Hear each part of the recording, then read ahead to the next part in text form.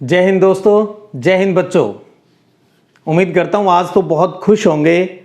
आपका पहला smile set का पेपर कंप्लीट हो गया है और बड़ी उम्मीद है आपसे भी आपने बड़े ही अच्छे तरीके से अपने रजिस्टर में इन सब प्रश्नों के आंसर लिख लिए होंगे।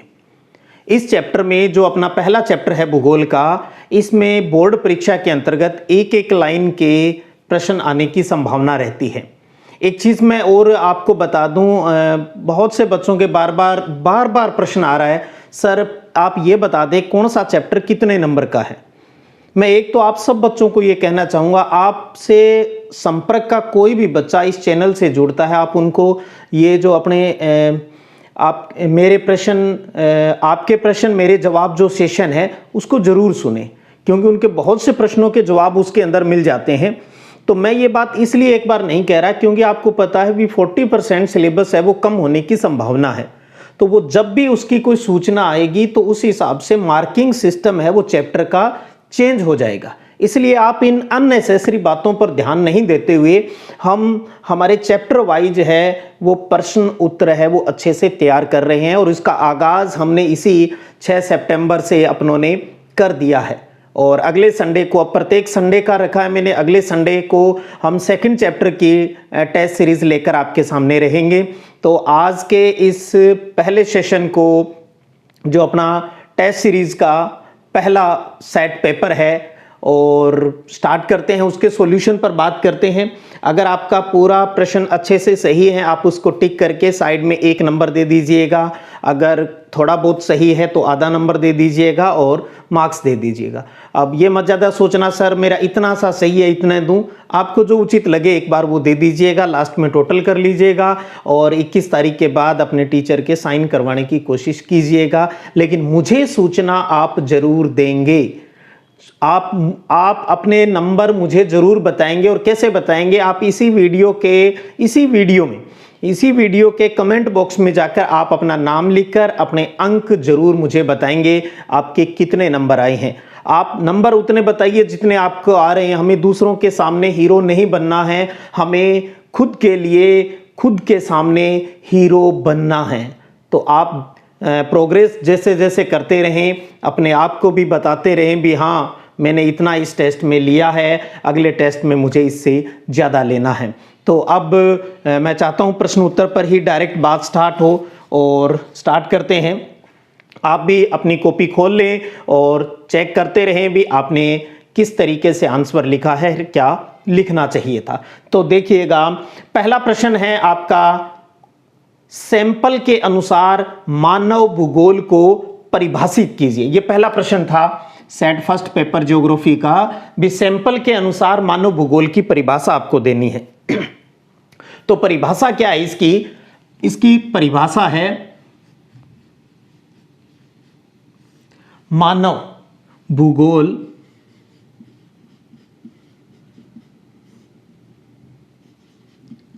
चंचल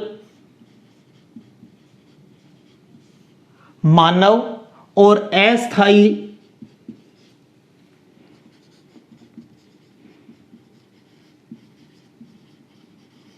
पृथ्वी के पारस्परिक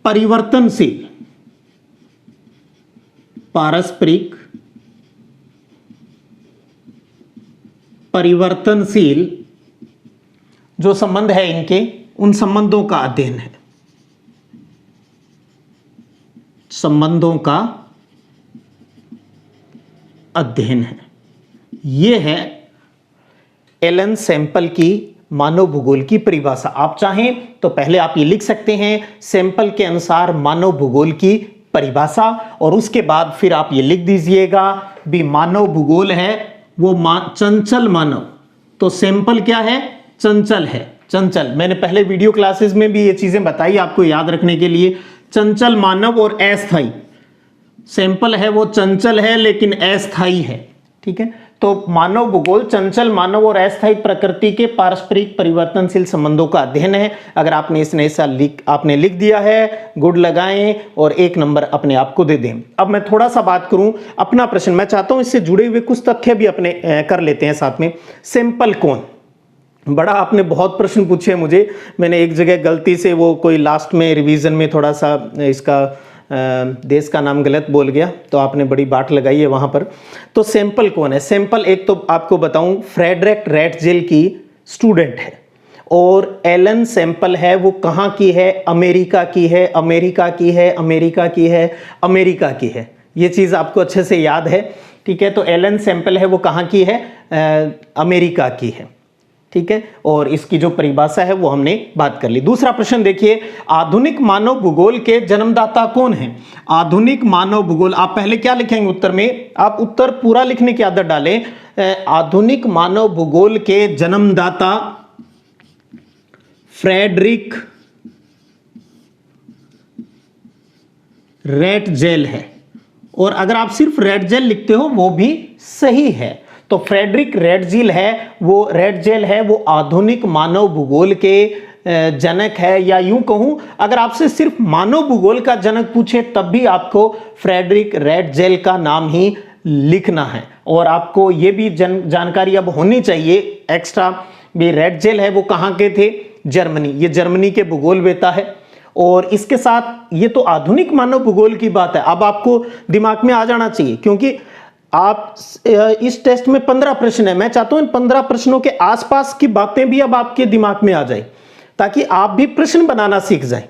आधुनिक मानव भूगोल का जनक फ्रेडरिक रैटजेल। अब आपको यह भी पता हो भी भूगोल का जनक कौन है, तो भूगोल का जनक हिकेटियस। तो इस प्रकार से दिमाग में रखो, आधुनिक का रैटजेल और भूगोल का हिकेटियस है, ठीक है। अगला प्रश्न देखिए, तीसरा प्रश्न है कि भूगोल की 2 प्रमुख शाखाओं के नाम लिखिए। भूगोल की 2 प्रमुख शाखाएं कौन कौन सी है? एक तो है भौतिक भूगोल, 2 शाखाएं मुख्य है इसकी। पहला है भौतिक भूगोल और दूसरा है मानव भूगोल। तो भूगोल की 2 प्रमुख शाखाएं कौन कौन सी हुई? भौतिक भूगोल और मानव भूगोल। ये आपको इस प्रश्न का आंसर में लिखना है। चौथा प्रश्न देखिए, चौथा प्रश्न है कि मानव भूगोल के किन्हीं 2 अध्ययन क्षेत्रों या विषय क्षेत्रों के नाम लिखिए। इस प्रश्न में अपना सेकंड वीडियो इसी मुद्दे पर बना हुआ है, उसमें आपने देखा होगा भी मानव भूगोल के जो अध्ययन क्षेत्र हैं वो 6 अध्ययन क्षेत्र या विषय क्षेत्र हैं, वो आपको मैंने बताए हैं, आपकी पाठ्यपुस्तक में दिए गए हैं। अब उन 6 में से यहां कितने पूछे हैं? 2 पूछे हैं, तो उन 6 पॉइंट में से आप कोई भी 2 लिख सकते हो। जैसे एक लिख सकते हो आप पॉपुलेशन यानी जनसंख्या, दूसरा आप इसके अंतर्गत लिख सकते हो प्रदेश के प्राकृतिक संसाधन, प्रदेश के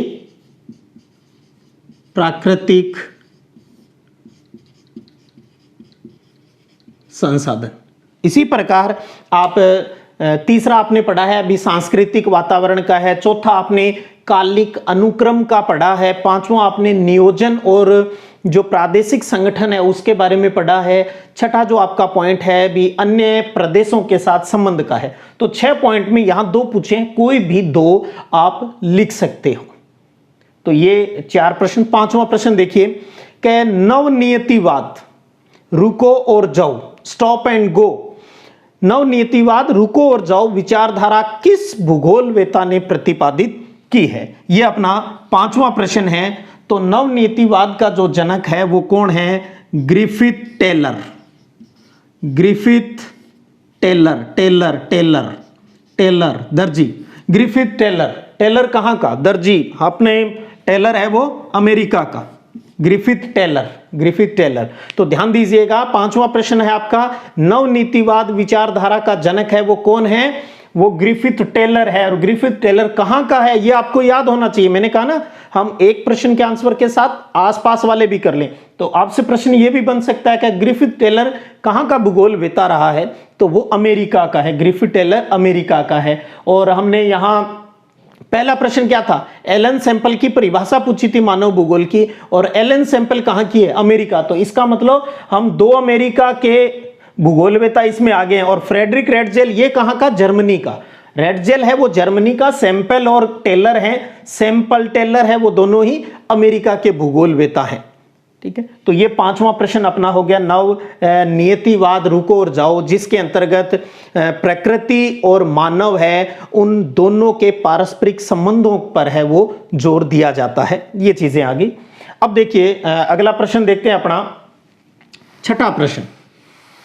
छठा प्रश्न है एंथ्रोपी ज्योग्राफिया जो पुस्तक है, एंथ्रोपो ज्योग्राफी पुस्तक किस भूगोलवेता ने लिखी है? तो अच्छे से आपके दिमाग में है, सब स्टूडेंट के मुझे अच्छे से पता है, रेड जेल। तो आप पूरी लाइन लिखेंगे, एंथ्रोपो ज्योग्राफिया पुस्तक के लेखक फ्रेडरिक रेड जेल है। तो रेड जेल लिखोगे वो भी सही है। तो आधुनिक मानव भूगोल का जनक रेड जेल है, और ये एंथ्रोपो ज्योग्राफी पुस्तक के जो राइटर है वो कौन है? रेड जेल है। तो अब बात करते हैं सातवें प्रश्न की, कि मानव भूगोल की प्रकृति को स्पष्ट कीजिए। मानव भूगोल की प्रकृति को, नेचर को स्पष्ट करना है, और 1 नंबर का ये प्रश्न है, क्योंकि 15 प्रश्न 15 नंबर के हैं, तो आपको इसमें क्या लिखना है?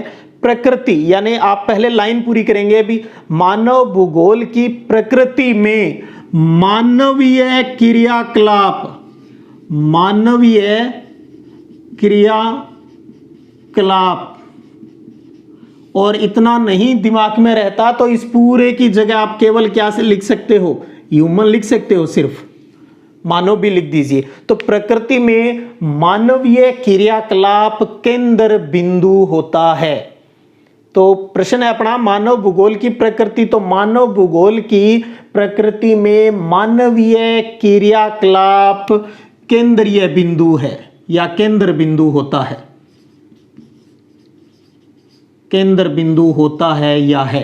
तो मानवीय क्रियाकलाप, मानव भूगोल की प्रकृति में आपको क्या बताना है भी, यानी इसका अध्ययन किसके चारों ओर है? तो मानव। तो मानव भूगोल की प्रकृति में मानवीय क्रियाकलाप केंद्र बिंदु है, यह इसकी नेचर है मानव भूगोल की। 8वां प्रश्न है, बहुत अच्छा प्रश्न है ये भी, हंटिंगटन के अनुसार, हंटिंगटन के अनुसार मानव भूगोल के अध्ययन क्षेत्र बताइए। याद आ गया होगा। इस हंटिंगटन के अनुसार, पहले तो आप ये लाइन लिखेंगे, हंटिंगटन के अनुसार मानव भूगोल के 2 वर्ग हैं या 2 अध्ययन क्षेत्र हैं, और उन दोनों के नाम कौन कौन से हैं? पहला है भौतिक दशाएं, और दूसरा आप क्या लिखेंगे? मानवीय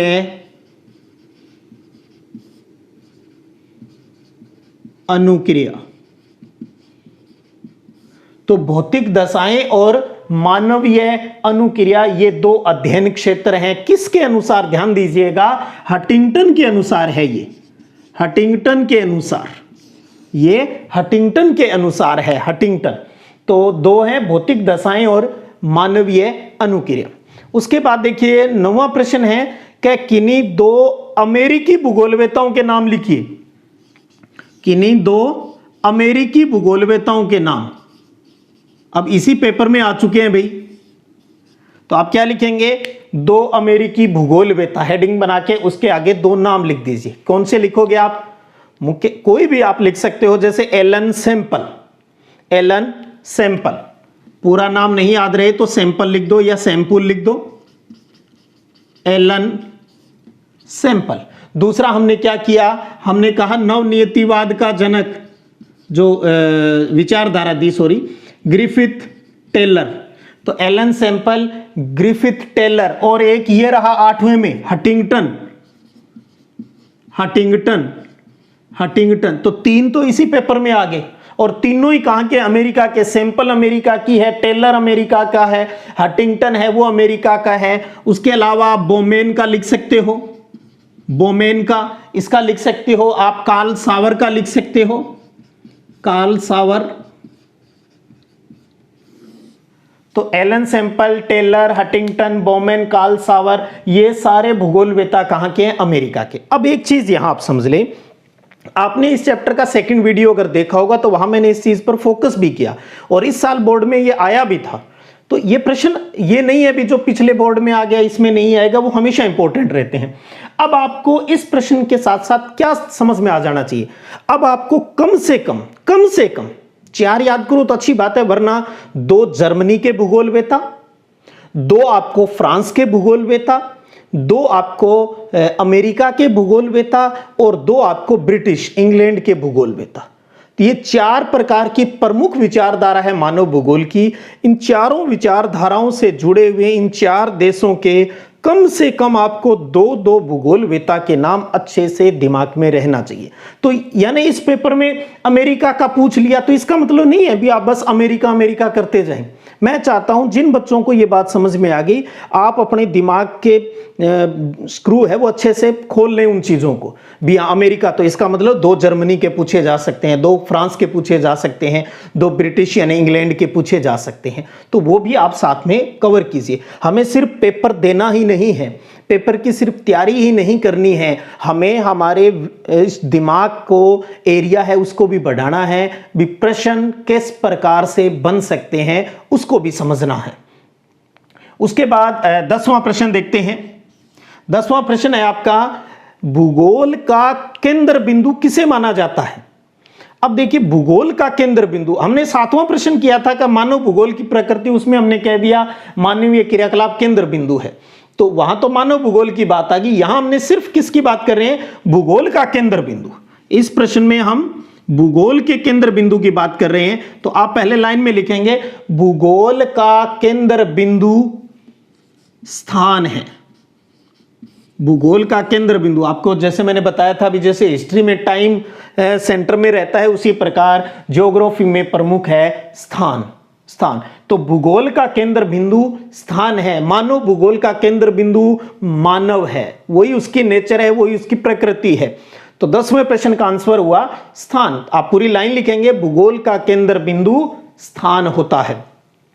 11वां प्रश्न देखिए कि मानव भूगोल की 2 उप शाखाओं के नाम लिखिए। हमने तीसरा प्रश्न किया, वो तो भूगोल की 2 प्रमुख शाखा थी, भौतिक भूगोल और मानव भूगोल।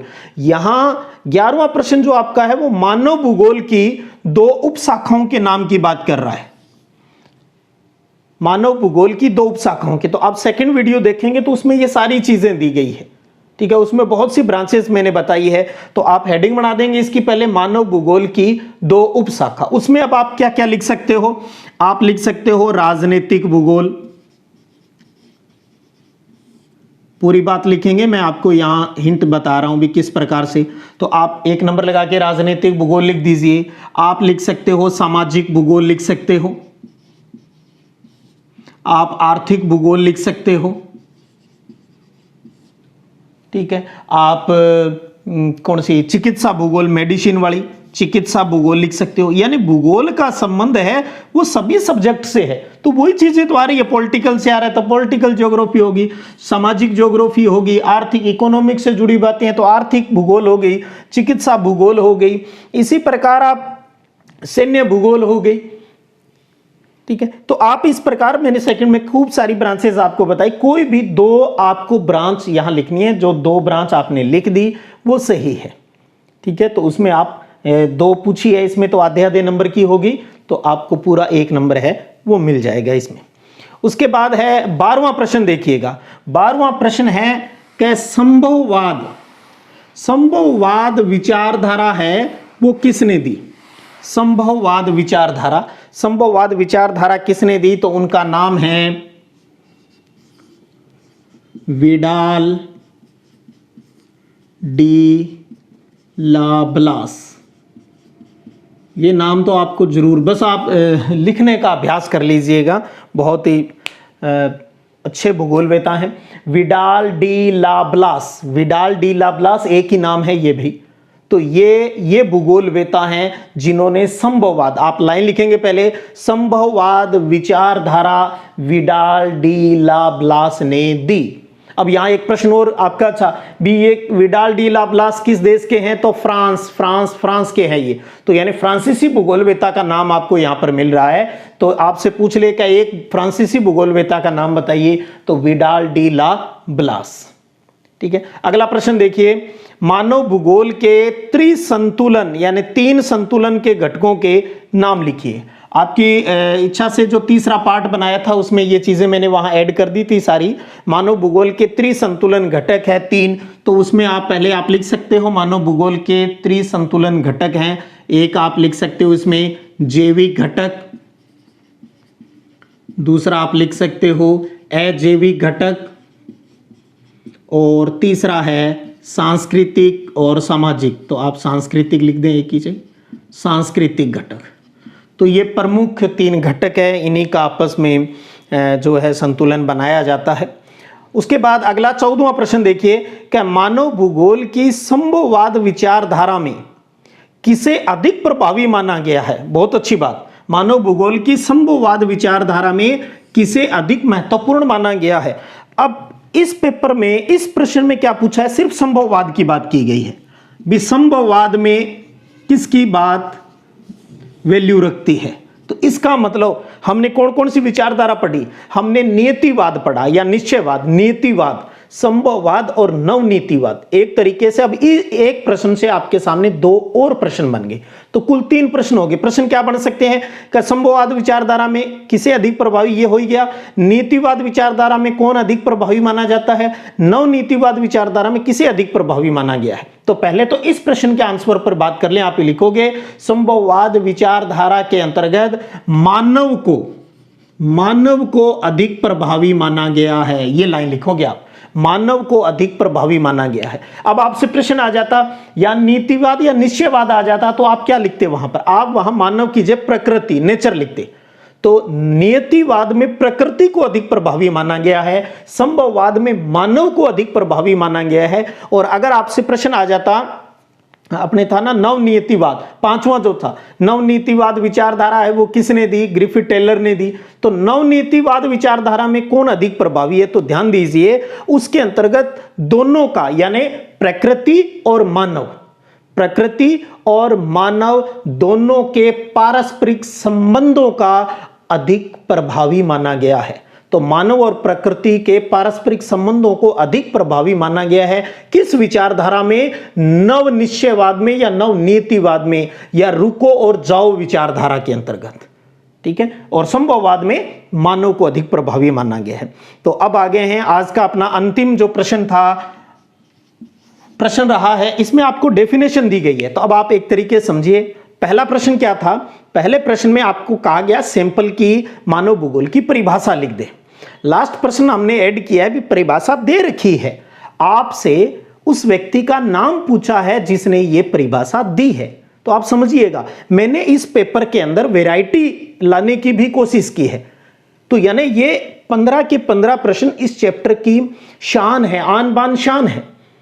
और भी कुछ महत्वपूर्ण प्रश्न होंगे, तो अगली सीरीज में जब दोबारा हम इसी चैप्टर में आएंगे तो कुछ और बातें इन्हीं के साथ साथ और भी। लेकिन अगर आपको ये 15 प्रश्न भी तैयार हैं, मुझे नहीं लगता इससे बाहर आपके बोर्ड परीक्षा में प्रश्न जाने की संभावना रहेगी।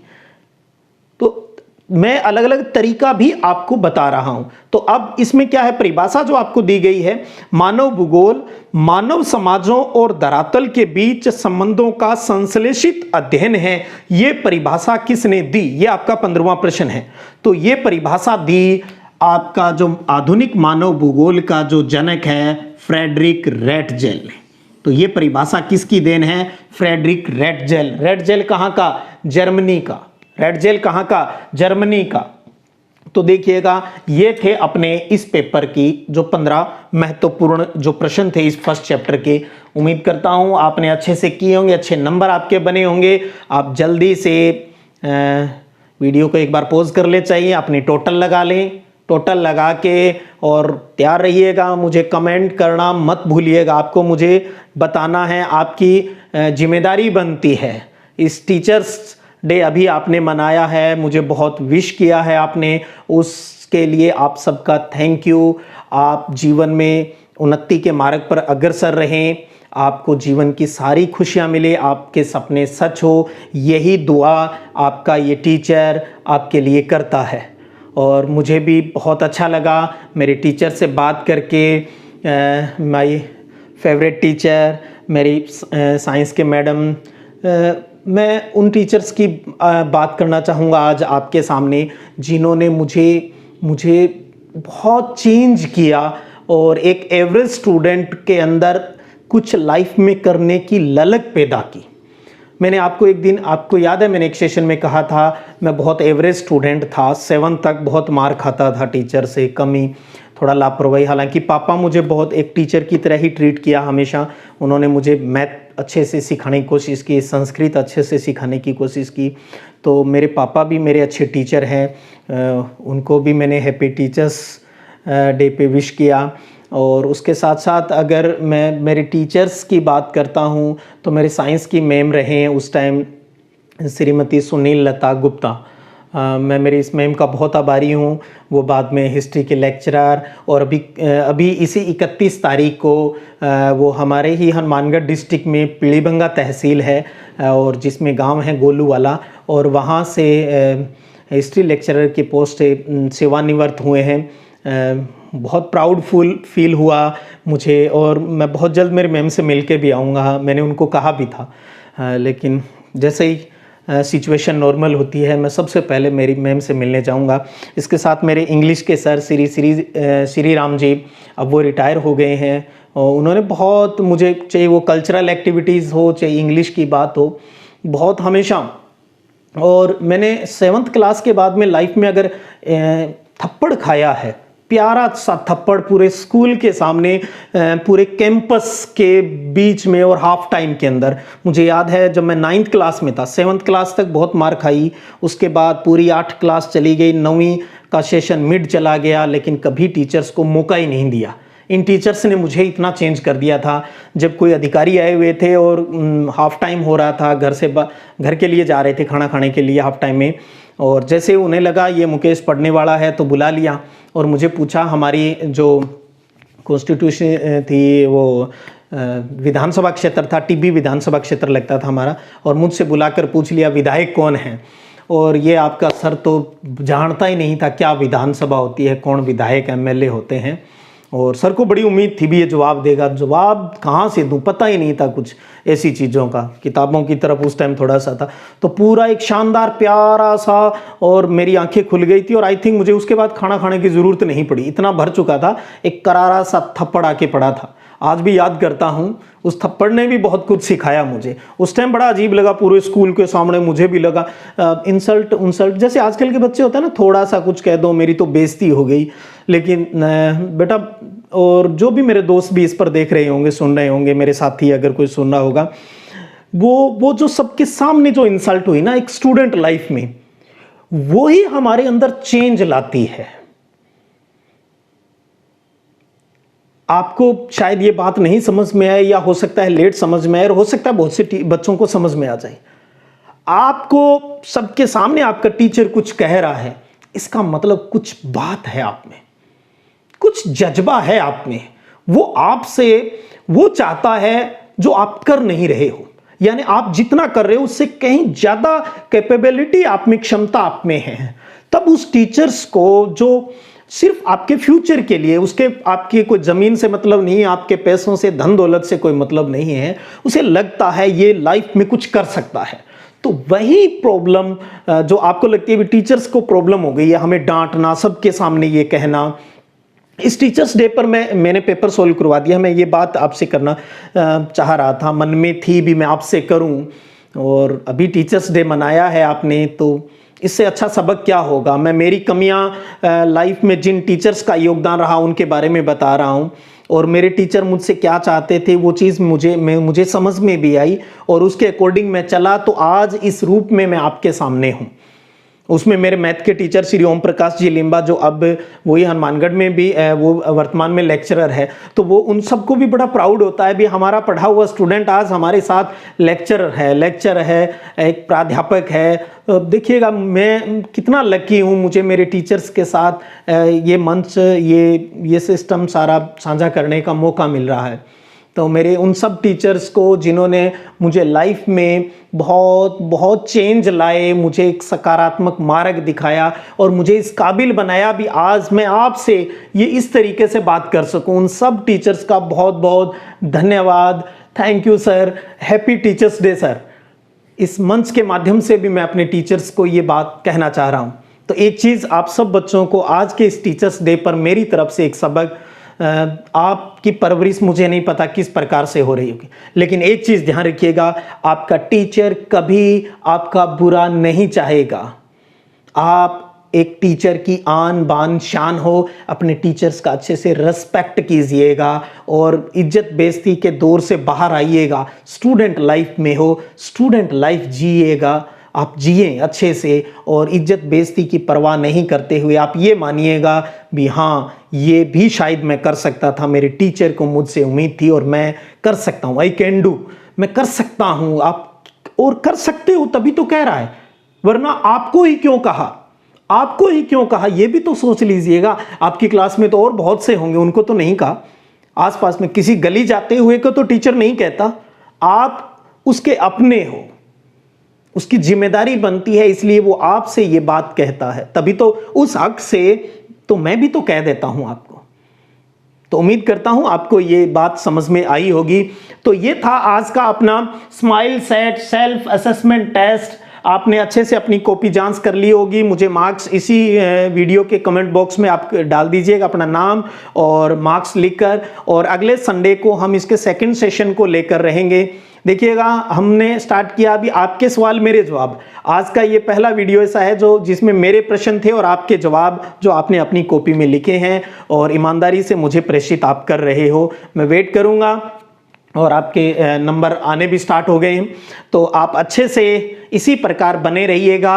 अगले संडे को सेकंड चैप्टर, इसी फर्स्ट यूनिट का सेकंड चैप्टर, विश्व की जो प्रमुख जनजातियां हैं, चारों जनजातियां हैं, उसको आप पूरा अच्छे से वीडियो सुने और किताब से रीड करें। बस कोई पासबुक के पंगों में मत पड़िएगा। आपको एक दिन आप इतने प्रिपेयर हो जाओगे, आप किसी संजीव पासबुक, एक्सीलेंट पासबुक, इन पासबुकों की जरूरत नहीं पड़ेगी आपको। किताबों से दोस्ती करनी है, आप मेरे सच्चे स्टूडेंट हो। फिर मिलते हैं अगले संडे को सेकंड टेस्ट के साथ, सेट सेकंड।